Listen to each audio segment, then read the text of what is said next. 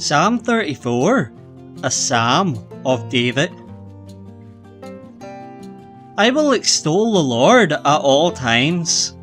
His praise will always be on my lips. I will glory in the Lord. Let the afflicted hear and rejoice. Glorify the Lord with me. Let us exalt his name together.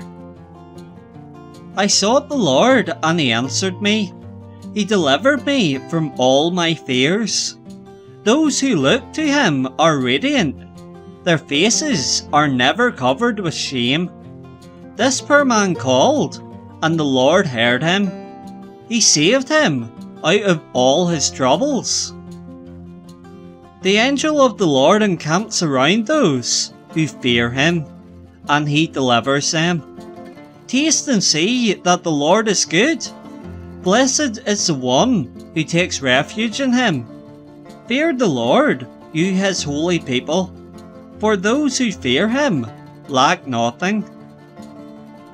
The lions may grow weak and hungry, but those who seek the Lord lack no good thing. Come, my children, listen to me. I will teach you the fear of the Lord. Whoever of you loves life and desires to see many good days, keep your tongue from evil and your lips from telling lies. Turn from evil and do good. Seek peace and pursue it. The eyes of the Lord are on the righteous, and his ears are attentive to their cry. But the face of the Lord is against those who do evil, to blot out their name from the earth. The righteous cry out, and the Lord hears them. He delivers them from all their troubles. The Lord is close to the brokenhearted, and saves those who are crushed in spirit. The righteous person may have many troubles, but the Lord delivers him from them all. He protects all his bones. Not one of them will be broken. Evil will slay the wicked. The foes of the righteous will be condemned. The Lord will rescue his servants. No one who takes refuge in him will be condemned. This has been Psalm 34.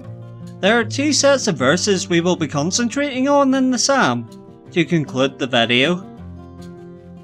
The first set involves David telling the reader how he praises God for protecting him. At this time, David is still on the run from King Saul, who wants to kill him for being God's chosen king after Saul dies. David has just entered a place called Gath.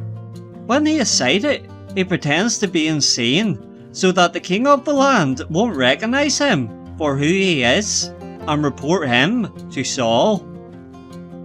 After he leaves Gath, he writes in verses 1 to 3, I will extol the Lord at all times.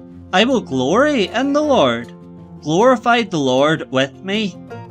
This shows how grateful David is for God protecting him. At any time, whether we are in danger or we're making some tough decisions, we can ask God to guide us through his word and praise him as he knows the best way for us. This is shown in David's writing in verse 4. I sought the Lord, and he answered me. He delivered me from all my fears. The second set of verses starts with verse 8. Taste and see that the Lord is good. Blessed is the one who takes refuge in him. This part involves us as believers doing something. This something is us putting our trust in the Lord. It's always easy to say you trust someone when they don't actually need to perform a task. For instance, at the start of the week, you can say you trust one of your friends to give you a lift to the cinema on Saturday night. But 5 minutes after the time they said they would arrive, this trust may be slightly tested. It may be tested further until your friend arrives. Trust and faith are only shown when they are tested. This is the same with God.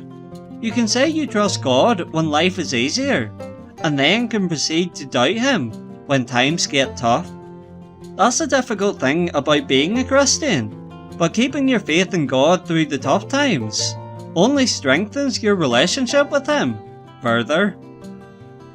And using verses 13 and 14 as a guide, keep your tongue from evil and your lips from telling lies. Turn from evil and do good.